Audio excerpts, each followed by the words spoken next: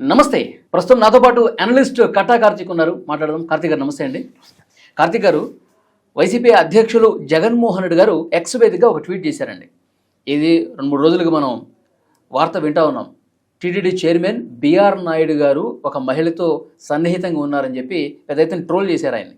ఆ విషయాన్నే ప్రస్తావించారు. ఏం మాట్లాడారో, ట్వీట్ ఏం చేశారో 2 ముక్కలు చదివి మనం మాట్లాడే ప్రయత్నం చేద్దాం.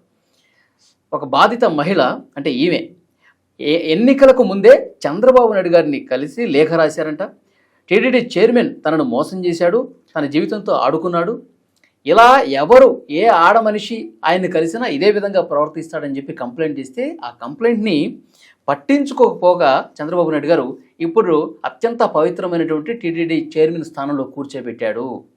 ఇది ఆయనకున్నటువంటి చిత్తశుద్ధి అని ట్వీట్ చేసిన పరిస్థితుంది. ఎట్లా చూస్తారు? అంటే జగన్మోహన్ రెడ్డి గారు మాట్లాడిందంటూ ఒక మాట మాత్రం నిజం. బాధిత మహిళ. ఎవరి బాధిత మహిళ? వైసీపీ బాధిత మహిళ. జగన్మోహన్ రెడ్డి గారి బాధిత మహిళ. నేను చెప్తుంది కదా, ఆ మహిళే చెప్తుంది.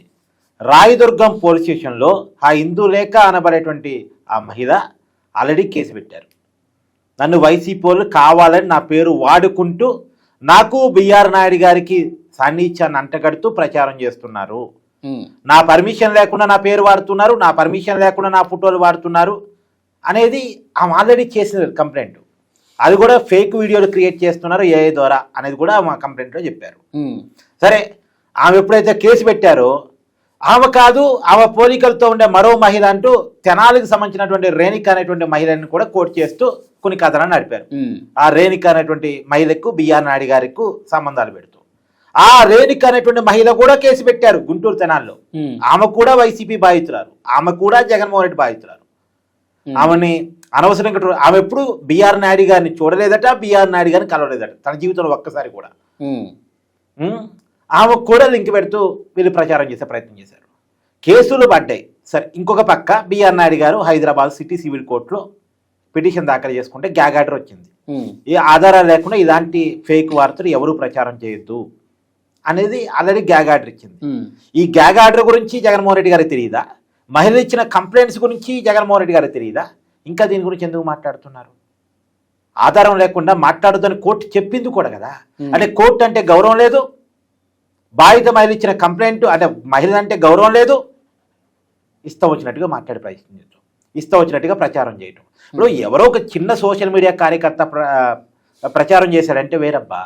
జగన్మోహన్ రెడ్డి గారు ఒక మాజీ ముఖ్యమంత్రి, ఒక పార్టీకి అధినేత, అపోజిషన్ లీడర్ కాకపోయినప్పటికీ కూడా ఆ స్థాయి ఉన్నటువంటి వ్యక్తి ఆయన ఇలా ఇష్టారాజ్యంగా మాట్లాడొచ్చా? ఒక పద్ధతి పాలు లేకుండా మాట్లాడొచ్చా? ఏంటి దీని అర్థం? ఇప్పుడు నిజానికి బాధిత మహిళ అంటే ఎవరు అని ఒకసారి రియాలిటీలో మాట్లాడుకుంటే, జత్వాని అనేటువంటి ఒక మహిళని ప్రభుత్వమే వేధించి, మామూలుగా మహిళలకి ఏదన్నా ఆపద వచ్చినప్పుడు ఎవరు చెప్పుకుంటారు? పోలీసులు చెప్పుకుంటారు. పోలీసులు స్పందించకపోతే ప్రభుత్వానికి చెప్పుకుంటారు. కానీ ఒక మహిళని పోలీసులే వేధిస్తారని, పోలీసులను వేధించమని ప్రభుత్వమే చెప్తుందని ఎవరన్నా అనుకుంటారు? అసలు జరిగే పని జనరల్గా అయితే. కానీ జగన్మోహన్ రెడ్డి గారి పరిపాలనలో జత్వాని అనబడేటువంటి ముంబైకి సంబంధించినటువంటి మోడలు, నటి, చదువుకున్న వ్యక్తి, ఆమె డాక్టరేట్ హోల్డరు, ఆమెని ఏదో ఆమె ముంబైలో ఒక పారిశ్రామికవేత్త మీద కేసు పెట్టిందని, ఆ పారిశ్రామికవేత్తకి జగన్మోహన్ రెడ్డి క్లోజ్ కాబట్టి ఆ పారిశ్రామికవేత్త ఆనందం కోసం ఇక్కడ ఒక ఫేక్ కేసు క్రియేట్ చేసి ఒక వైసీపీ నాయకుడితోటి అక్కడికి వెళ్ళి ఆమెని, ఆమె కుటుంబాన్ని ఇక్కడికి పట్టుకొచ్చి ఒక గెస్ట్ హౌస్లో పెట్టి ఆ కేసు వాపసు తీపించుకుంటే తప్ప ఈ కేసు వాపసు తీసుకోమని చెప్పించి, మళ్ళీ ఎవరు కంప్లైంట్ చేసింది? కుక్కల విద్యాసాగర్ అని వైసీపీ పార్లమెంట్ అభ్యర్థిగా నిలబడ్డ వ్యక్తి. ఆ వ్యక్తి కంప్లైంట్ చేస్తాడు, పోలీసులు వెంటనే రియాక్ట్ అవుతారు. ఆ కంప్లైంట్ కంటే ముందే ముంబై వెళ్ళడానికి టికెట్ బుక్ చేసుకుంటారు. అంటే ముందే పోలీసులు కలగంటారు. ఒక వ్యక్తి వచ్చి ఒక మహిళ మీద కంప్లైంట్ చేస్తారు, మనం ముంబై వెళ్ళి తీసుకురావాలి అని ముందే కలగని టికెట్ బుక్ చేసుకుంటారు ముంబై ఫ్లైట్స్.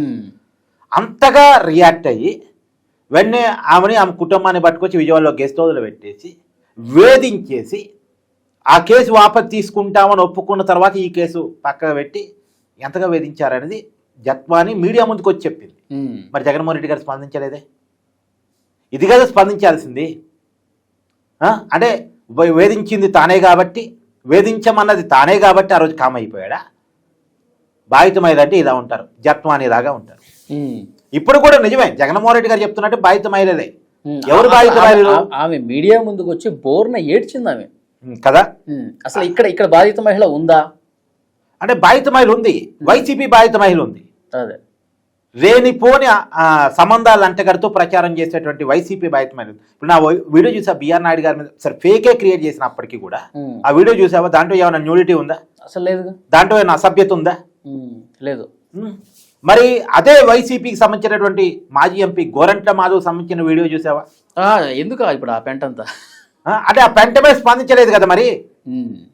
అప్పుడు ముఖ్యమంత్రి పొజిషన్ ఉన్న జగన్మోహన్ రెడ్డి ఆ పెంట మీద ఎప్పుడు స్పందించలేదు కదా.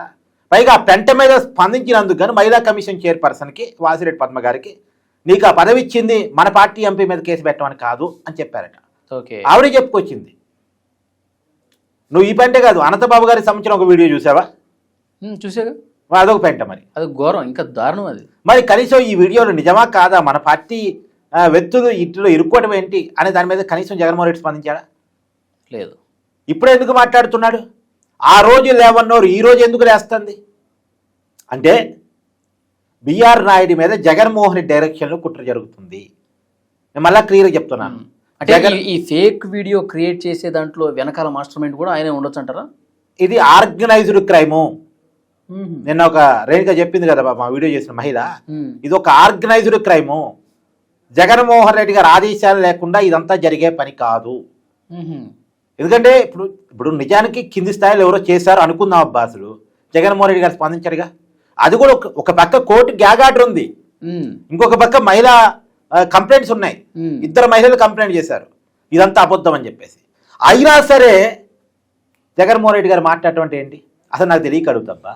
ఒక మహిళ చంద్రబాబు నాయుడు గారికి లేఖ రాసింది, నిజం అనుకుందాం, ఒకసారి అనుకుందాం. ఆ లేఖ ఎవరి దగ్గర ఉండాలి? జిరాక్స్ తీసి పెట్టుకుని ఉంటే ఆ మహిళ దగ్గర ఉండాలి. లేఖ రాసింది చంద్రబాబు నాయుడు గారు కాబట్టి చంద్రబాబు నాయుడు గారి దగ్గర ఉండాలి, అంతే కదా. కానీ భూమన కరుణాకర్ రెడ్డి దగ్గర ఎట్టుందా లెటరు? అంటే ఈ ఒక లేఖని క్రియేట్ చేసి ప్రచారం చేసి వ్యక్తుల క్యారెక్టర్ని హననం చేస్తారా? మహిళల్ని రోడ్డు మీదకి లాగుతారా? మహిళల జీవితాలతో కుటుంబాలతో ఆడుకుంటారా? ఏంటిది? ఏం జరుగుతుంది? నాకు తెలిసి ఈ పార్టీ మీద, ఈ పార్టీ సోషల్ మీడియా ప్రచారం మీద ఒక సమగ్రమైనటువంటి ఎంక్వైరీ నడవాలి. ఇలాంటి ఫేక్ ప్రచారం, ఎందుకంటే కుటుంబ వ్యవస్థల చిత్రం అయితే కదా. మరి ఏదో కూటమి ప్రభుత్వం అంతా లైట్ తీసుకుంటుంది. వాళ్ళు బురదేస్తున్నారు, వీళ్ళు కడుక్కుంటున్నారు, వాళ్ళు బురదేస్తున్నారు, కడుక్కుంటున్నారు. రూట్ లెవెల్లో కార్యకర్తల బాధ కూడా ఇదే, సరైన రీతిలో స్పందించట్లేదు, చర్యలు తీసుకోవట్లేదు అని. అంటే దానికి ఒక వీళ్ళ భయం ఏంది అంటే వాళ్ళు వీళ్ళని అరెస్ట్ చేశారు కాబట్టి వీళ్ళు వాళ్ళని అరెస్ట్ చేస్తున్నారు అనేది పడిద్దేమోననేది, ఆ ప్రభావం డెవలప్మెంట్ మీద పడిద్దేమోననేటువంటిది. అంటే ఈ అరెస్టులు అనేది పొలిటికల్ కక్ష సాధింపుల కోసం వాళ్ళని వీళ్ళని వాళ్ళు చేస్తున్నారు అనేది కామన్ జనంలో కామన్గా పడిద్దేమోననేది. ఇప్పుడు వీళ్ళందరి మీద జనం నుంచి డిమాండ్ వచ్చిన తర్వాత అరెస్ట్ చేయాలి తప్ప మనకు మనంగా రియాక్ట్ అయ్యి అరెస్ట్ చేయొద్దు అనేటువంటిది ప్రభుత్వం అనుకుంటున్నట్టుగా నాకు అనిపిస్తుంది. ఓకే, అంటే ఎక్కడ సింపతి గేమ్ ఆడటానికి జగన్మోహన్ రెడ్డి ట్రై చేస్తాడో ఆ అవకాశం మనం ఇవ్వద్దు. రెండోది, అరెస్టులు ఎక్కువగా చేసినా సరే అది డెవలప్మెంట్ మీద ప్రభావం పడిద్ది. సో దాని మీద ప్రభావం పడద్దు, మనకి ఇంపార్టెంట్ అది అనేది మేబీ. ఈ విష ప్రచారం కంటిన్యూ అవుతుంది కదా, అది అవును, కరెక్టే. ఎస్, వీళ్ళని రకరకాల కారణాల వల్ల వీళ్ళు కొంత చూస్తూ ఉన్నట్టు పోతే దాని బదులు విష ప్రచారం అనేది పెద్ద ఎత్తున ప్రచారం అవుతూ ఉంది. కరెక్టే, ఆ విషయంలో జాగ్రత్త ఉండాల్సిన అవసరం ఉంది. ఏదో ఏపీ సోషల్ మీడియా యాక్ట్ అనేది ఒకటి తీసుకొస్తారటగా, మరి అది ఎలా ఉంటుందో, దాన్ని ఎలా అప్లై చేస్తారో రాబోయే కాలంలో మనం చూడాలి. Thank you very much Karthik గారు.